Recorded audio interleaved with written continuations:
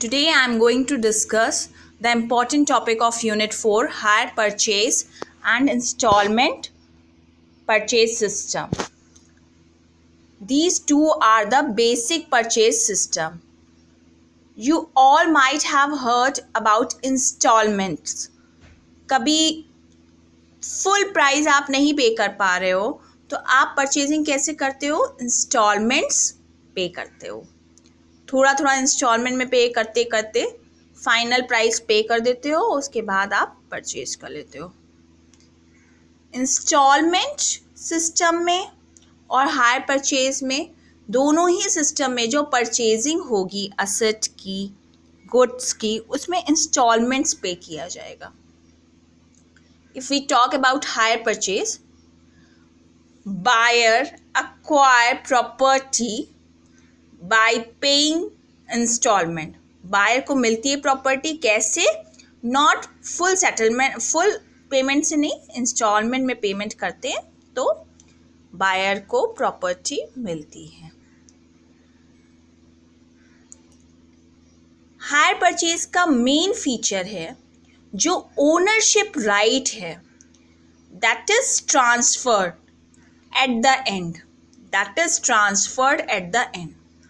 Like अगर hire purchase कर रहे हैं आप, आपकी 10 इंस्टॉलमेंट बन रही है. अब वो इंस्टॉलमेंट ईयरली भी हो सकती है, मंथली भी हो सकती है, क्वार्टरली भी हो सकती है या 6 मंथली भी हो सकती है. आपकी जब ये 10 इंस्टॉलमेंट में 10वीं इंस्टॉलमेंट यानी कि जो लास्ट इंस्टॉलमेंट है, एट द एंड जब आप लास्ट इंस्टॉलमेंट पे करेंगे, उस टाइम पर आप उस प्रॉपर्टी के ओनर बनते हैं. This is the main feature of hire purchase.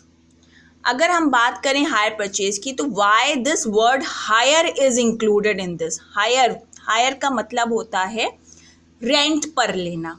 Higher का मतलब होता है रेंट पर लेना. अगर जो बायर है वो किसी इंस्टॉलमेंट को पे नहीं कर पा रहा, आगे की इंस्टॉलमेंट्स को पे नहीं कर पा रहा, तो सेलर उससे सामान वापस ले लेगा और जितनी भी इंस्टॉलमेंट पे हुई हैं वो सब वापस नहीं की जाएंगी. वो ऐसा माना जाएगा कि उसने रेंट पे किया उस प्रॉपर्टी के लिए. Like we take the same example, 10 instalment की बात हुई है, पर 3rd इंस्टॉलमेंट के बाद बायर कह रहा है कि I am not able to pay further instalments. तो सेलर क्या करेगा? अपनी उस प्रॉपर्टी को वापस लेके चला जाएगा और जितना भी मनी बायर ने पे किया होगा उसको वापस नहीं मिलेगा. क्यों? क्योंकि वो ट्रीट किया जाएगा like a rent for using the property. Hiring means something taking on rent. Rent पर यूज करने का प्राइस माना जाएगा. Now we take another kind of purchase, that is installment purchase. That is a simple kind of purchase. जैसा आप advertisement वगैरह देखते हो, किश्तों में सामान खरीदो. So in installment, that is the combination of credit sale and hire purchase. That is the combination of credit sale and hire purchase. Hire purchase कैसे है? क्योंकि यहाँ पे इंस्टॉलमेंट्स में पेमेंट किया जाता है. क्रेडिट सेल कैसे है? क्योंकि पेमेंट होने के पहले सारा ओनरशिप ट्रांसफ़र हो जाता है.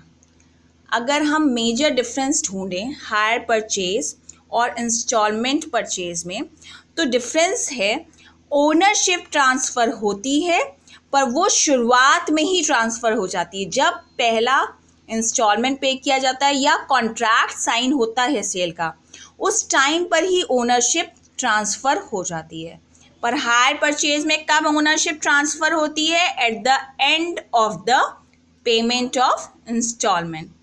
Instalment is a combination of credit sale and hire purchase. Why credit sale? क्योंकि ओनरशिप ट्रांसफ़र हो रही है.